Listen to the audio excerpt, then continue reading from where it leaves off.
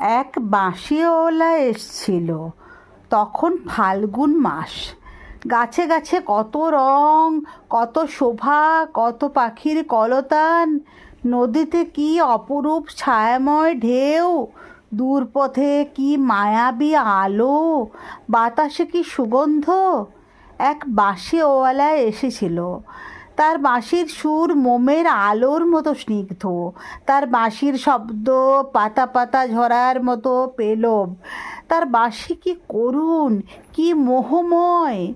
সে এসেছিল, জানলার পর্দা উড়ল হাওয়ায়, দুয়ারের আগল গেল খুলে, বাগানের গাছের পাতার ডালে ছড়িয়ে পড়ল প্রজাপতির মতো রঙিন গান। আমার তখন অনেক কাজ, অনেক ঘর সংসার সমাজ পরিবার দায় দায়িত্ব, অনেক অনেক। মনটা আনচান করে উঠল। ভেতর থেকে কে যেন ঠেলা লাগালো, যাও যাও, দেরি করো না।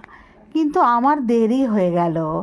আমার পুজো, আমার গেরস্থালি, আমার কর্তব্য, আমার নিত্যদিনের ৭-১৭ ঝামেলা, আমার দেরি হয়ে গেল।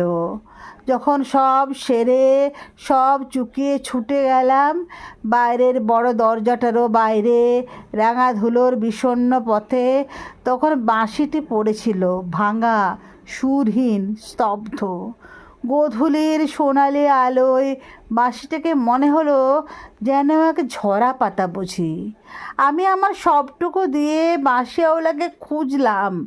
সন্ধ্যা লগনে আকাশে ফুটে ওঠা প্রথম তারাটি বলল, আমি এখানে।